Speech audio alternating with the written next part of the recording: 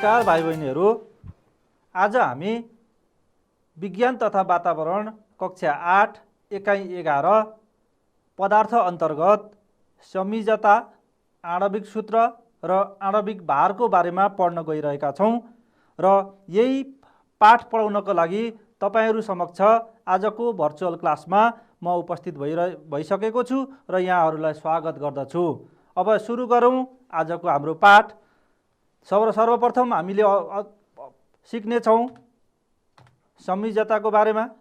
संयोजकता भनेको के हो, संयोजकता कसरी बन्दछ। त्यसदेखि पछाडी हामी आणविक सूत्रको बारेमा पढ्ने छौं। आणविक सूत्र भनेको के हो, आणविक सूत्र कसरी बन्छ, अनि आणविक सूत्र बनाइसकेपछि त्यही आणविक सूत्रको आणविक भार कसरी पत्ता लगाउने, कसरी क्याल्कुलेट गर्ने, त्यसको बारेमा आजको हामी छलफल गर्ने छौं। यसैका बारेमा हामीले कुराहरु सिक्ने छौं। ल त भाइ बहिनीहरु, तपाईहरुलाई म सर्वप्रथम एउटा चित्र देखाउँछु। यो हामीले संयोजकताको पाठ सुरु गर्नुभन्दा अगाडि, यो भन्दा अगाडि तपाईहरुले पढ्नु भएको एउटा कुरालाई म अलिकति दोहोर्याउन चाहन्छु, अलिकति रिपिट गर्न चाहन्छु। यहाँ एउटा चित्र हेर्नुस् त। यहाँ के को चित्र देख्नुभयो भन्नुस् त? हो, पारमाणविक संरचनाको चित्र देख्नुभयो। यो कुन तत्त्वको भन्न सक्नुहुन्छ? यस, यहाँ जम्मा 17 वटा इलेक्ट्रोन छन्, त्यसैले यो 17 इलेक्ट्रोन भएको एउटा तत्त्व क्लोरिन भन्ने तत्त्वको परमाणविक संरचना हो। अब यहाँनेरि तपाईहरुलाई म एउटा कुरा सोध्छु। यहाँ हेर्नुस् त, यो के होला? सबैभन्दा बाहिरको सेल हो। गुड। यो सबैभन्दा बाहिरको सेललाई अब के भन्ने थाहा छ? हो, यो सबैभन्दा बाहिरको सेललाई आउटर मोस्ट सेल, यो सबैभन्दा बाहिरको सेल हो। यसको अर्को नाम हो भ्यालेन्स सेल। यसलाई हामी संयोजकता सूचक सेल भन्छौं अथवा भ्यालेन्स सेल अंग्रेजीमा, नेपालीमा संयोजकता सूचक सेल भन्छौं। यो संयोजकता सूचक सेल किन भनेको यसको कारण अहिले आउँछ हैन। यसैले हाम्रो संयोजकता हामीले पढ्नु पर्ने कुराहरु यसैले यही सेलमा भएको इलेक्ट्रोनहरुले जनाउँदछ। र यहाँ अर्को कुरा हेर्नु त, यहाँ मैले एरो लगाएको छु नि, यी बाहिर भएका सेलका सबै इलेक्ट्रोनहरुलाई मैले एरो लगाएको छु। यी इलेक्ट्रोनलाई के भनिन्छ भन्नुस् त? गुड, यिनीहरुलाई भ्यालेन्स इलेक्ट्रोन भनिन्छ। भ्यालेन्स सेलमा भएका इलेक्ट्रोनहरुलाई भ्यालेन्स इलेक्ट्रोन भनिन्छ। अब यिनै भ्यालेन्स इलेक्ट्रोनहरुले भ्यालेन्सी जनाउँदछ। त्यसैले मैले संयोजकता पढ्नुभन्दा अगाडि संयोजकता सूचक सेल र संयोजकता सूचक इलेक्ट्रोनको बारेमा अलिकति यो पाठलाई रिभिजन गराएँ। अब यहाँदेखि पछाडि हामीले हेरौँ है, हामीले संयोजकता पढ्नुसँग सम्बन्धित त्योभन्दा अगाडि हामीले केही कुराहरु हामीले जान्नु पर्दछ, जसलाई हामी स्टेबिलिटी अफ एटम भन्छ। हामीले परमाणु पढ्यौं, अनि त्यो परमाणुहरु अबले एउटा हरेक परमाणुहरुले आफूलाई स्थायित्व दिन खोज्दछ, स्थायित्व कायम गर्न खोज्दछ, जसलाई दिगोपना भनिन्छ। स्टेबिलिटी कायम गर्न खोज्दछ। त्यो स्टेबिलिटी कायम गर्न सक्ने दुईवटा अवस्थाहरु छन्। एउटा अक्टेटको अवस्था छ भने अर्को ड्युप्लेटको अवस्था छ। अब अक्टेट भनेको के हो, ड्युप्लेट भनेको के हो, अगाडिको क्लासमा नि अलिकति सुन्नु भएको होला। सुन्नु भएको छैन भने म यहाँ पनि भन्छु। सर्वप्रथम यहाँ हेर्नु त, कुनै पनि परमाणुले आफूलाई दिगो वा तटस्थ बनाउन खोज्दछन् भनेको आफूलाई स्थायित्व कायम गर्न खोज्दछन्। यसै क्रममा परमाणुको बाहिरी सेल के भएमा 2 वटा र अन्य भएमा 8 वटा इलेक्ट्रोन रहेर परमाणुहरु तटस्थ बन्दछन्। यही तटस्थ बन्ने क्रममा तत्त्वका परमाणुहरुले कसैले इलेक्ट्रोनहरुलाई दिन्छन्, कसैले अरूबाट इलेक्ट्रोन लिन्छन् र कसैले इलेक्ट्रोनको लेनदेन नगरिकन एक अर्कामा शेयर गर्छन्, साझेदारी गर्दछन्। अनि यही साझेदारी गर्ने क्रममा केही तत्त्वहरु दिने, केही इलेक्ट्रोनहरु दिने, केही इलेक्ट्रोनहरु लिने, केही साझेदारी गर्ने, अनि यही तरिकाबाट उनीहरुले एउटा नयाँ यौगिक बनाउँछन् अथवा नयाँ अणु बनाउँदछन्। अनि त्यही अणु बनाउँदाखेरि उनीहरुको एउटा अवस्था आउँदछ। त्यही अवस्थामा उनीहरु के हुन्छन् त, आफू स्थायी हुन्छन्, आफूमा स्थायित्व कायम बनाउँदछन् आफूलाई। यहाँ हेर्नु त, परमाणुको बाहिरी सेलमा एउटा, दुईटा र तीनवटा इलेक्ट्रोन भएमा अरूलाई दिएर अघि मैले भनिसकेँ कस्तो अवस्थामा अरूलाई दिने भन्दा जब भ्यालेन्स इलेक्ट्रोनहरू एउटा हुन्छ, दुईटा हुन्छ, तीनटा हुन्छ, यस्तो अवस्थामा आफूसँग भएको इलेक्ट्रोन अरूलाई दिने, चारवटा भयो भने साझेदारी गर्ने र 5, 6 र 7वटा भयो भने अरूबाट इलेक्ट्रोन लिएर 8वटा बनाउन खोज्छन् र यसरी बाहिरी सेलमा 8वटा इलेक्ट्रोन भयो भने उनीहरू के हुन्छन् त स्थायित्व कायम हुन्छ, उनीहरू स्टेबल बन्छन्, दिगो बन्छन्। यसै नियमलाई अक्टेटको नियम भनिन्छ। भनेको कुनै पनि परमाणुले आफ्नो बाहिरी सेलमा 8वटा इलेक्ट्रोनहरू बनाउन खोज्दछन्, यही 8वटा इलेक्ट्रोन बनाउन खोज्ने नियमलाई अक्टेटको नियम भनिन्छ। यो हिलियम बाहेक सम्पूर्ण अन्य तत्त्वहरूमा लागू हुँदछ, किनभने हिलियममा बाहिरी सेल नै के सेल मात्रै हुन्छ हैन। त्यो के सेलमा चाहिँ त्यसको अर्को कन्डिसन आउँछ जसलाई हामी डुप्लेटको नियम भन्छौँ। हेर्नु त, यदि परमाणुको बाहिरी सेल के छ भनेको के सेल छ भनेको न्युक्लियस भन्दा ठिक बाहिरको पहिलो सेल मात्रै छ भने त्यसमा 2वटा इलेक्ट्रोन हुन्छन् र 2वटा इलेक्ट्रोन भएमा यसले रासायनिक प्रतिक्रियामा भाग लिँदैन। यस्तो अवस्थालाई डुप्लेट भनिन्छ। यो नियम हिलियम तत्त्वमा मात्र लागू हुन्छ। अब यति भनिसकेपछि मैले तपाईहरुलाई के भने, परमाणुको संरचना देखाएँ, परमाणुमा भएको बाहिरी सेलको कुरा देखाएँ, बाहिरी सेललाई देखाएँ, बाहिरी सेलमा भएका इलेक्ट्रोनहरूलाई देखाएँ र अलिकति परमाणुको स्टेबिलिटीको कुरा देखाएँ। अब यो स्टेबिलिटीदेखि पछाडि यो सबै हामीलाई किन चाहियो भन्दा अब हामीले पढ्दै गरेको भ्यालेन्सीको बारेमा बुझ्नका लागि यो सबै कुराहरू चाहियो। यहाँसम्म त बुझ्नुभयो? ठिक छ। अब हामी जाउँ भ्यालेन्सीमा। अब यो भ्यालेन्सी भनेको के हो, भ्यालेन्सी कसरी बन्छ? सर्वप्रथम यहाँ एउटा हजुरहरूलाई एउटा चित्र देखाउँछु। यहाँ हेर्नु त, यहाँ के देख्नुभयो? हो, एउटा अक्सिजनमा 2वटा हाइड्रोजनहरू जोडिएको एउटा चित्र देख्नुभयो। यहाँनिर के भएको छ? हाइड्रोजनको एउटा इलेक्ट्रोन अक्सिजनको एउटा इलेक्ट्रोनसँग जोडिएको छ र अर्कोतिर पनि हाइड्रोजनको एउटा इलेक्ट्रोन अक्सिजनको एउटा इलेक्ट्रोनसँग जोडिएको छ। हाइड्रोजनको इलेक्ट्रोन र अक्सिजनको सुरुमा भएका इलेक्ट्रोनहरू पहेँलो देखिएको छ। यहाँ फिगरमा हेर्नु त, यहाँनिर अक्सिजनसँग बाहिर भएका इलेक्ट्रोनहरू पहेँलो पहेँलो छन् अनि हाइड्रोजनसँग जोडिएको यो अर्को इलेक्ट्रोन हरियो छ। भनेको यो हरियो इलेक्ट्रोन चाहिँ हाइड्रोजनको पनि हो अनि यो अक्सिजनसँग पनि मिलेको छ। भनेको यहाँनिर अक्सिजनले के गर्दछ? आफ्नो बाहिरी सेलमा 8वटा इलेक्ट्रोन बनाउन खोजिरहेको छ। यसरी बाहिरी सेलमा 8वटा इलेक्ट्रोन बनाउँदाखेरि अक्सिजनले कतिवटा इलेक्ट्रोनलाई आफूसँग साझेदारी गर्यो?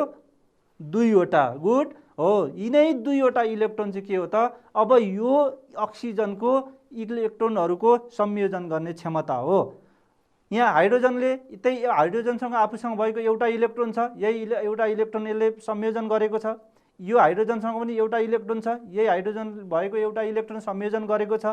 यसरी कुनै तत्त्वका परमाणुमा भएका इलेक्ट्रोनहरू एक अर्कामा संयोजन भएका छन्। कतिवटा इलेक्ट्रोन संयोजन भए भन्नुहोस् त? हो, अक्सिजनको 2वटा र हाइड्रोजनको एउटा। अब फेरि अर्को चित्र हेर्नु त, यहाँनिर यहाँ के देख्नुभयो? हो, यहाँ पनि विभिन्न चित्रहरू देखियो। यहाँ जस्तो यो पहिलो चित्रमा हाइड्रोजन छ अनि एउटा क्लोरिन छ हैन। हाइड्रोजन र क्लोरिनको बिचमा भएको एउटा उनीहरूको संयोजन क्षमता देखाइएको छ।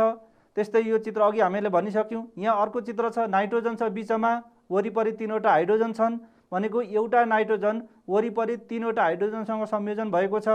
त्यस्तै यो अर्को लास्ट चित्रमा कार्बन छ बिचमा अनि कार्बनको वरिपरि 4वटा हाइड्रोजनहरू छन्। यसरी एउटा तत्त्वका परमाणुहरू अर्को तत्त्वको परमाणुमा भएका इलेक्ट्रोनहरूसँग के कति सङ्ख्यामा संयोजन भए, के कतिको सङ्ख्यामा जोडिए हैन, के कति सङ्ख्यामा इलेक्ट्रोनहरू एक अर्कामा संलग्न भएर आए, तिनै इलेक्ट्रोनको सङ्ख्या नै अब हामीले बुझ्नुपर्ने भ्यालेन्सी हो। त्यसैले अब भ्यालेन्सी भनेको के रहेछ त? बुझ्नुभयो? यस। त्यसैले अब के रहेछ त्यसको परिभाषा हामी हेरौँ है। यहाँ मैले यहाँ कतिवटा हाइड्रोजनको एउटा, अक्सिजनको 2वटा, नाइट्रोजनको 3वटा, कार्बनको 4वटा हैन, यिनै इलेक्ट्रोनको सङ्ख्याहरू अथवा वरिपरि संयोजन भएका इलेक्ट्रोनको सङ्ख्याहरू देखाइएको छ, नम्बर देखाइएको छ। अब यो नम्बर नै के हो त? हामीले जानेको संयोजकता हो। यहाँ हेर्नु त तत्त्वहरू अन्य तत्त्वहरूसँग मिली यौगिक बनाउने क्षमता हो। त्यस्तै कुनै तत्त्वको परमाणुले अर्को तत्त्वको परमाणुसँग रासायनिक प्रतिक्रिया गरी यौगिक बनाउँदा लिने दिने वा साझेदारी गर्ने इलेक्ट्रोनको सङ्ख्या नै संयोजकता हो। अघि मैले भनिसकेँ अक्सिजनले 2वटा इलेक्ट्रोनसँग हाइड्रोजनका 2वटा इलेक्ट्रोनसँग साझेदारी गर्यो, कार्बनले 4वटा इलेक्ट्रोनसँग साझेदारी गरेको, त्यसैले कार्बनको भ्यालेन्सी 4 हैन, नाइट्रोजनको भ्यालेन्सी 3, अक्सिजनको भ्यालेन्सी 2, हाइड्रोजनको भ्यालेन्सी 1। यो चित्रबाट पनि हेर्नुभयो र चित्रलाई हामीले सानो एउटा परिभाषा भन्यौँ, जुन हामीले के भन्यौँ त अन्य तत्त्वहरूसँग मिली यौगिक बनाउँ। यहाँ कार्बन हेर्नु त हाइड्रोजन र अक्सिजन मिलेर पानी बन्यो, यो एउटा पानीको यौगिक हो। त्यस्तै यो दोस्रो पहिलो चित्रमा HCl भनेको छ हाइड्रोक्लोरिक अम्लको, यो हाइड्रोक्लोरिक अम्ल हो। त्यस्तै यो एमोनिया हो NH3, त्यस्तै CH4 यसलाई मिथेन भन्छौँ हामी हैन। त्यसैले यो मिथेन पनि एउटा यौगिक हो, पानी पनि एउटा यौगिक हो। त्यसैले यस्ता यौगिकहरू बन्नका लागि कतिवटा इलेक्ट्रोनहरूको त्यहाँनेरि ट्रान्जिसन भयो अथवा कतिवटा इलेक्ट्रोनहरू युज भयो, त्यही इलेक्ट्रोनको सङ्ख्या नै वास्तवमा हामीले जान्नुपर्ने संयोजकता हो। अब परमाणुका इलेक्ट्रोनहरूको संयोजन गर्ने क्षमता हो, यो मैले भनिसकेँ। संयोजकतालाई हामीले अङ्कले जनाइछ, अघि मैले भनिसकेँ हाइड्रोजन 1, अक्सिजन 2, नाइट्रोजन 3 हैन, कार्बन 4। अब संयोजकता केमा भर पर्छ? अघि मैले भनिसकेँ जहाँ मैले भ्यालेन्स सेल भने, भ्यालेन्स इलेक्ट्रोन भने, तिनै भ्यालेन्स इलेक्ट्रोनमा कुनै पनि एटमको, कुनै पनि परमाणुको, कुनै पनि तत्त्वको संयोजकता भर पर्दछ। बाहिरी सेलमा रहेका इलेक्ट्रोनहरूमा नै संयोजकता भर पर्दछ। अब यो संयोजकता कसरी पत्ता लगाउने? त्यो संयोजकता पत्ता लगाउनको लागि एउटा सजिलो सबैभन्दा इजी टेक्निक म बताउन गइरहेको छु। ध्यान दिएर हेर्नु होला। यो सर्वप्रथम हामीले के गर्ने? परमाणुको सबैभन्दा बाहिरी सेलमा भएका इलेक्ट्रोनहरूको सङ्ख्या हेर्ने। मैले अघि देखाएँ नि, भ्यालेन्स सेल देखाएँ र भ्यालेन्स इलेक्ट्रोन देखाएँ, तिनै भ्यालेन्स इलेक्ट्रोनहरूलाई हेर्ने। र भ्यालेन्स इलेक्ट्रोन हेरेपछि हामीलाई के थाहा हुन्छ? यदि बाहिरी सेलमा 1 देखि 4वटासम्म इलेक्ट्रोन भएमा संयोजकता पनि त्यति नै हुन्छ। यसको अर्थ बाहिरी सेलमा एउटा इलेक्ट्रोन छ भने संयोजकता पनि 1, बाहिरी सेलमा 2वटा इलेक्ट्रोन भए संयोजकता पनि 2, बाहिरी सेलमा 3वटा इलेक्ट्रोन भए संयोजकता पनि 3 र बाहिरी सेलमा 4वटा इलेक्ट्रोन भयो भने संयोजकता पनि 4 हुन्छ। ल यहाँ हेर्नु त 1 देखि 4सम्म संयोजकता भएका तत्त्वहरूलाई मैले यहाँ देखाइएको छु। जस्तो हाइड्रोजनको बाहिरी सेलमा 1, यहाँ हेर्नु त लिथियम, सोडियम, पोटासियम, यी सबैको बाहिरी सेलमा एक-एकवटा इलेक्ट्रोन छन्, त्यसैले संयोजकता पनि 1। त्यस्तै बेरिलियम, म्याग्नेसियम, क्याल्सियम, यिनीहरूको बाहिरी सेलमा 2-2वटा इलेक्ट्रोन हुन्छ, संयोजकता पनि 2। त्यस्तै बोरन, एल्युमिनियम, बाहिरी सेलमा 3-3वटा इलेक्ट्रोन छ, संयोजकता पनि 3। कार्बन, सिलिकन, यिनीहरूको बाहिरी सेलमा 4-4वटा इलेक्ट्रोन छन्, त्यसैले संयोजकता पनि 4। अब हेरौँ 4वटा भन्दा बढी भयो भने कस्तो हुन्छ? बाहिरी सेलमा 5 देखि 7वटासम्म इलेक्ट्रोन भएमा 8 पुग्न बाँकी इलेक्ट्रोनको सङ्ख्या नै संयोजकता हुन्छ हैन। जतिवटा भनेको हामीले अक्टेट पुरा गर्नको लागि कतिवटा इलेक्ट्रोन हामीलाई चाहिन्छ अथवा कतिवटा इलेक्ट्रोन उसको संयोजन गर्ने अथवा लिने क्षमता छ, त्यो लिने क्षमता नै त्यतिखेर संयोजकता हुन्छ। यहाँनेरि केही 5 देखि अब बाहिरी सेलमा 5वटा भयो भने 8 पुग्न हामीलाई 3वटा चाहियो, इलेक्ट्रोन चाहियो, 3 भ्यालेन्सी। बाहिरी सेलमा 6वटा भयो भने 8 पुग्नलाई 2वटा इलेक्ट्रोन चाहियो, 2 भ्यालेन्सी। त्यस्तै बाहिरी सेलमा 7वटा इलेक्ट्रोन छन् भने हामीलाई 8 पुग्न एउटा इलेक्ट्रोन चाहियो, त्यो नै के हो त? त्यसको भ्यालेन्सी। यहाँ हेर्नु त, जस्तो नाइट्रोजन, फस्फोरस, बाहिरी सेलमा 5-5वटा इलेक्ट्रोन, 3 भ्यालेन्सी। त्यस्तै अक्सिजन, सल्फर, बाहिरी सेलमा 6-6वटा इलेक्ट्रोन, 2 भ्यालेन्सी। त्यस्तै फ्लोरिन, क्लोरिन, बाहिरी सेलमा 7वटा इलेक्ट्रोन, संयोजकता 1। यसरी नै हामीले संयोजकताहरू पत्ता लगाउने। अब बाहिरी सेलमा 8वटै भयो भने के हुन्छ? यहाँ हेर्नु त, बाहिरी सेलमा ठ्याक्कै 8वटा, जस्तो हिलियममा भए 2वटा र अन्य भए ठ्याक्कै 8वटा भयो भने संयोजकता 0 हुन्छ। किनभने त्यहाँ कुनै पनि इलेक्ट्रोन लिनु, 8वटा भइसकेपछि उसले अरू इलेक्ट्रोन लिनु पनि पर्दैन र अरूलाई इलेक्ट्रोन दिनु पनि पर्दैन, त्यसैले संयोजकता 0 हुन्छ। र यसको अर्थ के हो भने यिनीहरू कुनै पनि रासायनिक प्रतिक्रियामा भाग लिँदैनन्, रासायनिक प्रक्रियामा भाग लिँदैनन् र निष्क्रिय रहन्छन्। त्यसैले यी तत्त्वहरू हुन्। यहाँनिर हेर्नु त, जस्तो हिलियम बाहिरी सेलमा 2वटा, संयोजकता 0। नियन बाहिरी सेलमा 8 वटा संयोजकता 0, त्यस्तै आर्गन बाहिरी सेलमा 8 वटा र संयोजकता 0। यसरी नै हामीले संयोजकता पत्ता लगाउन सकिन्छ। र परीक्षामा भाइ बहिनीहरूलाई संयोजकता कति हो लेख्नुहोस् भनेर प्रश्न सोध्न सक्छ। त्यो बेलामा यो टेक्निक अपनाउनु भयो भने सजिलैसँग आन्सर गर्न सक्नुहुन्छ है। बुझ्नुभयो? गुड। अब हामी जाउँ अर्को टपिक्समा। आजको हाम्रो अर्को टपिक छ अणुसूत्र, मोलेकुलर फर्मुला भन्छौँ। अब यो अणुसूत्र भनेको के हो, अणुसूत्र कसरी बनाउने हैन, यसका बारेमा अब हामी छलफल गर्न गइरहेका छौँ, यसका बारेमा सिक्न गइरहेका छौँ। सर्वप्रथम यहाँ हेर्नु त, यो के देख्नुभयो यहाँनिर, सोडियम Na लेखेको छ, त्यसैले सोडियम हो भन्नुभएको हो होइन सर, जानेर ठिक छ। अब यो सोडियम तत्त्व छ, त्यस्तै यो अर्को तत्त्व छ, यहाँ क्लोरिन छ होइन, Cl त्यही लेखेको छ भन्न सजिलो छ, क्लोरिन भयो।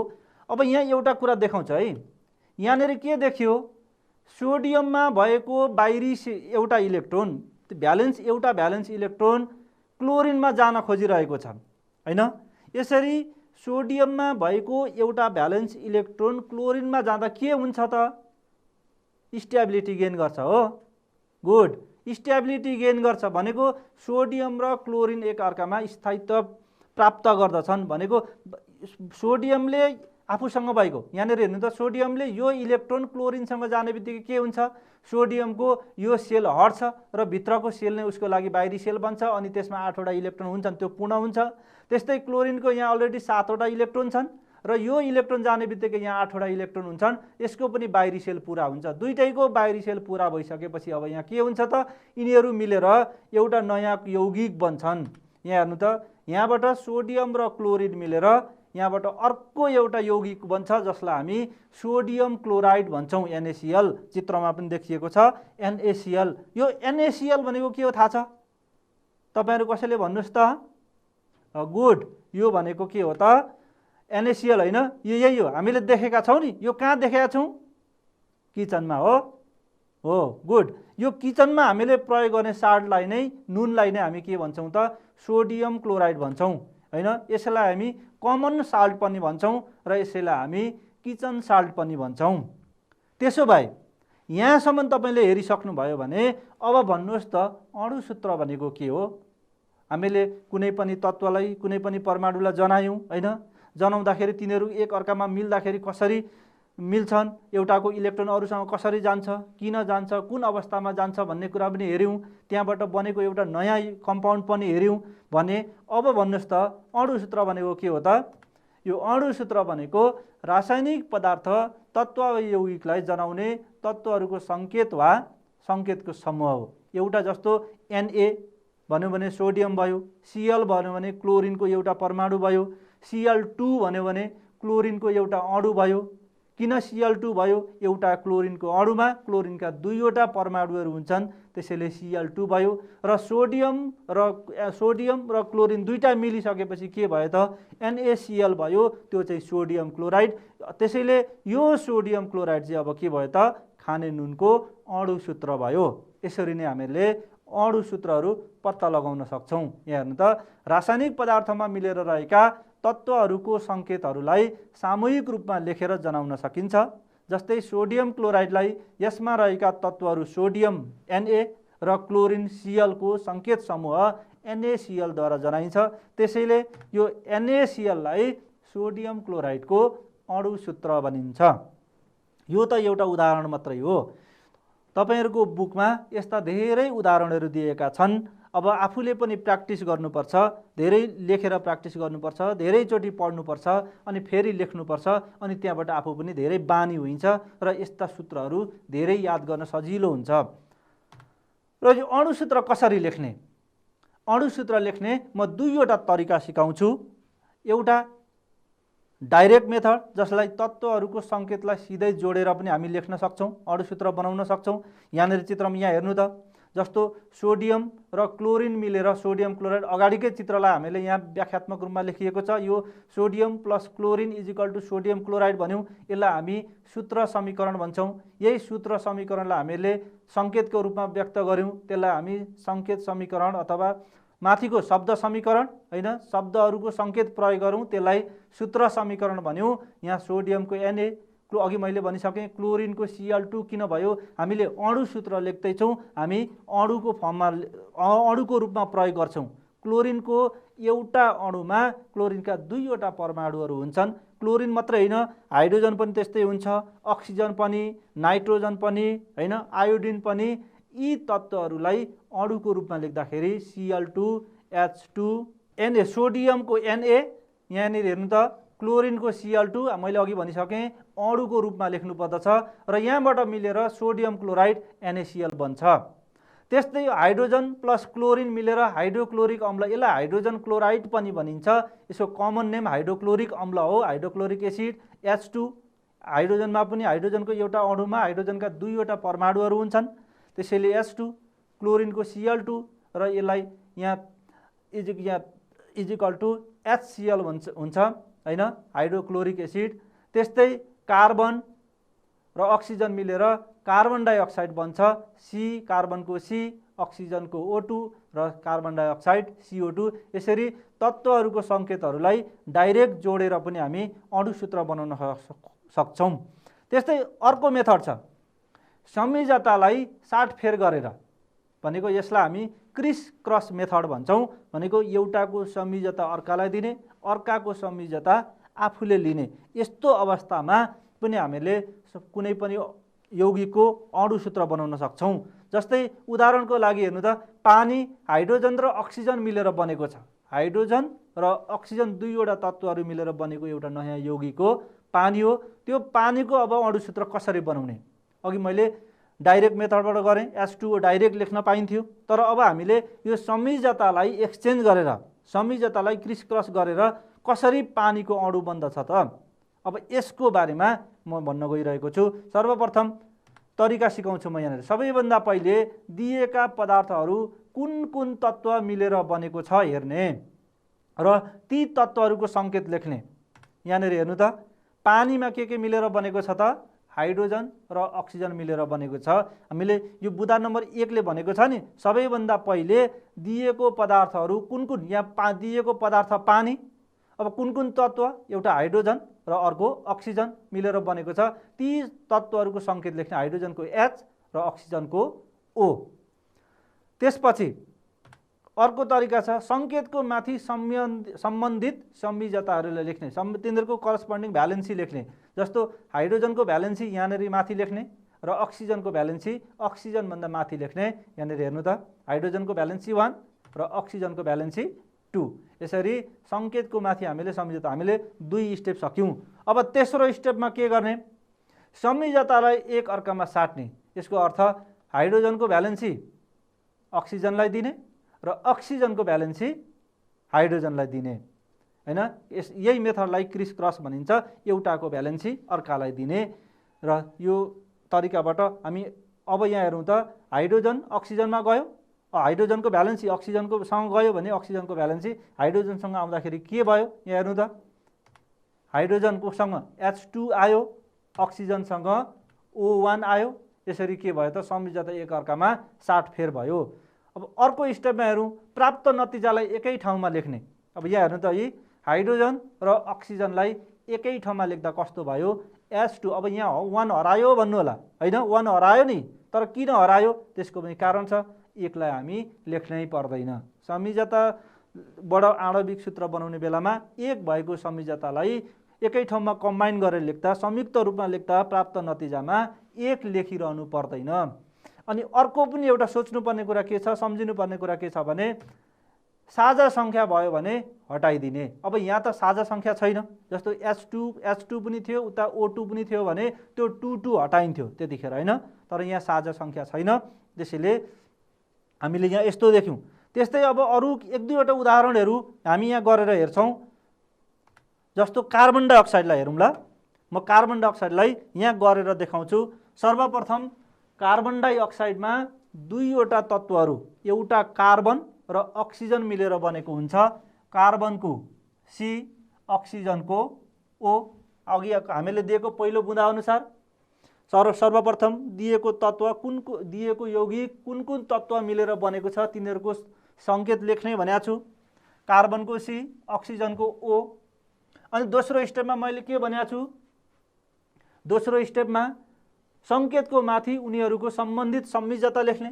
कार्बनको बाहिरी सेलमा 4वटा इलेक्ट्रोन हुन्छन्। बाहिरी सेलमा 4वटा इलेक्ट्रोन भएपछि संयोजकता पनि 4 नै हुन्छ। अक्सिजनको बाहिरी सेलमा 6वटा इलेक्ट्रोन हुन्छन्। 8वटा पुर्याउन 2 बाँकी रहन्छ, त्यसैले 2 चाहिँ के हो त? अक्सिजनको संयोजकता हो। दोस्रो स्टेप सक्यो। त्यसपछि हामी तेस्रो स्टेपमा जान्छौँ। तेस्रो स्टेपमा के भने यो संयोजकतालाई एक अर्कामा साट्ने, संयोजकतालाई एक्सचेन्ज गर्ने। अब के भयो? कार्बनसँग 2 आयो, अक्सिजनसँग 4 आयो। अब प्राप्त नतिजालाई एकै ठाउँमा लेख्ने। C2O4। यहाँ 1 छैन, 1 हटाइराख्नु हामीहरूले परेन। लास्टमा हामीले के भनेका छौँ? यदि साझा सङ्ख्या कमन भयो भने यसलाई हटाइदिने। यहाँ कति कमन छ? 2 र 4 को कमन 2 हुन्छ। 2 लाई हामीले हटाउँछौँ, त्यतिखेर के हुन्छ? CO2। यहाँ चाहिँ के हुन्छ त? यो चाहिँ कार्बन डाइअक्साइडको अणुसूत्र बन्दछ। यसरी नै संयोजकतालाई 60 फेर गरेर हामीले अणुसूत्र बनाउन सक्दछौँ।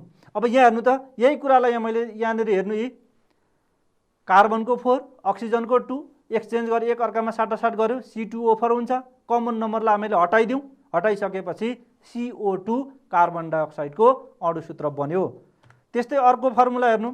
अर्को अणुसूत्र म्याग्नेसियम क्लोराइड। आफै बनाउनु त कस्तो हुन्छ? बनाउनु भयो? गुड। यति बनाउनु भयो होइन? MgCl2 यो हो म्याग्नेसियम क्लोराइड। त्यस्तै सोडियम क्लोराइड अघि हामीले बनाइसकेका छौँ होइन? NaCl। त्यसपछि एमोनिया। एमोनिया भनेको हाइड्रोजन र नाइट्रोजन मिलेर बनेको हुन्छ। हाइड्रोजनको भ्यालेन्सी 1, एमोनियाको भ्यालेन्सी 3। 1 र 3 लाई एक्सचेन्ज गर्दाखेरि के हुन्छ त? NH3 हुन्छ होइन? यो NH3 भनेको के हो त? एमोनियाको अणुसूत्र हो। बुझ्नुभयो? गुड। यसरी नै अरू धेरैभन्दा धेरै अणुहरूको अणुसूत्र बनाउनुहोस्। गुड। अब जाउँ आणविक भार। आणविक भार अघि हामीले अणुसूत्र बनायौँ नि, हो त्यो अणुसूत्रले जम्मा कति वेट बोकेको हुन्छ, त्यो अणुसूत्रको वेट कति छ भन्ने पत्ता लगाउने तरिका नै के हो त?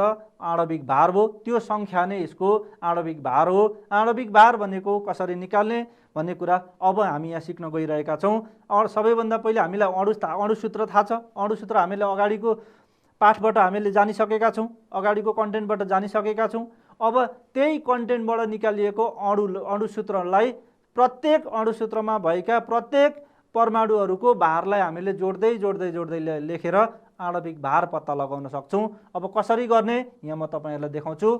हेर्नु त, यो आणविक भार भनेको अणुहरूको भार हो, अणुहरूको जम्मा तौल हो होइन? कसरी निकालिन्छ? अणुमा रहेका परमाणुहरूको पारमाणविक भारलाई जोडेर आणविक भार पत्ता लगाइन्छ। जस्तै अक्सिजनको अणुमा अक्सिजनका 2वटा परमाणुहरू रहेका हुन्छन्। अघि मैले भने O2 भनेर लेखिन्छ नि, भनेको एउटा O2 भनेको अक्सिजनको एउटा अणु भयो। त्यसमा 2वटा O + O 2वटा अक्सिजन मिलेर बनेको हुन्छ। त्यसैले अक्सिजनको आणविक भार एउटा अक्सिजनको 16 हुन्छ भने 2वटा अक्सिजनको 16 दुना 32 AMU। AMU भनेको एटोमिक मास युनिट होइन? यसलाई हामीले अगाडि पढिसकेका छौँ नि। पारमाणविक पिण्ड एकाइ भनेको कुनै पनि यौगिकहरूको अणुहरूको भारलाई व्यक्त गर्ने एउटा एकाइ हो। अब योलाई अगाडिको पाठमा तपाईँहरूले पढिसक्नु भएको छ। अब यहाँ हेर्नु त, अघि मैले भनेको कुराहरू, O मात्रै भन्यो भने अक्सिजनको एउटा परमाणु, O2 भन्यो भने अक्सिजनको एउटा अणु, एउटा अणुमा 2वटा परमाणु छन्। प्रोटोनको सङ्ख्या 8 हुन्छ, न्युट्रनको सङ्ख्या पनि 8 हुन्छ भनेको अक्सिजनमा। त्यसपछि पारमाणविक भार जहिले पनि न्युक्लियसमा भएका प्रोटोन र न्युट्रनलाई जोडेर पारमाणविक भार पत्ता लगाइन्छ। त्यसैले एउटा अक्सिजनको पारमाणविक भार 16 हुन्छ। त्यसै र अक्सिजनको एउटा अणुमा अक्सिजनका 2वटा परमाणु हुने भएकोले 16 दुना 32 AMU चाहिँ के भयो त? एउटा अक्सिजनको अणुको आणविक भार भयो। अब केही यौगिकहरूको आणविक भार हामीले पत्ता लगाउनु छ है। अब कसरी पत्ता लगाउने? प्रत्येक अणुमा भएका परमाणुहरूको भारलाई जोड्ने भनेको छु मैले। जस्तै पानीमा हेर्नु त, पानीको अणु सूत्र H2O हैन। अब यहाँ हाइड्रोजनको दुईवटा हाइड्रोजन छन्, एउटा अक्सिजन छ, अनि दुईवटा हाइड्रोजन यहाँनिर म गरेर देखाउँछु।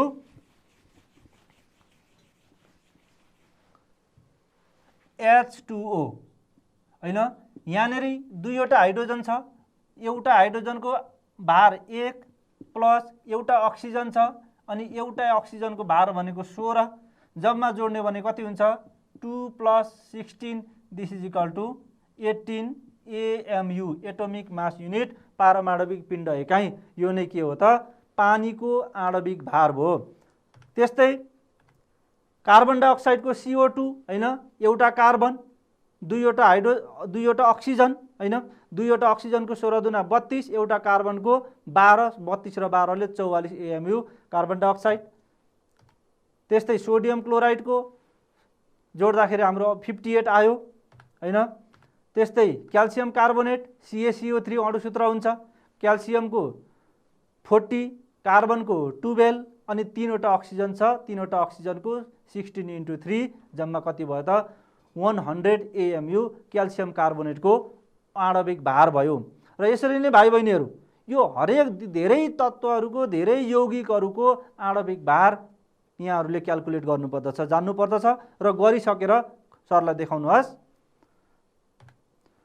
योदेखि पछाडि एउटा सानो टपिक छ भाइ बहिनीहरूलाई म अलिकति भन्छु। हामीले आणविक भार क्याल्कुलेट गऱ्यौँ, जब हामीले कुनै पनि अणुहरूको आणविक भार पत्ता लगायौँ, त्यो आणविक भारलाई हामीले AMU मा लेखेका छौँ हैन। यदि त्यो AMU लाई ग्रामसँग इक्विभ्यालेन्ट गर्ने हो भने प्रत्येक अणुको आणविक भारलाई ग्राममा व्यक्त गरिएको आणविक भार बराबर 1 मोल हुन्छ।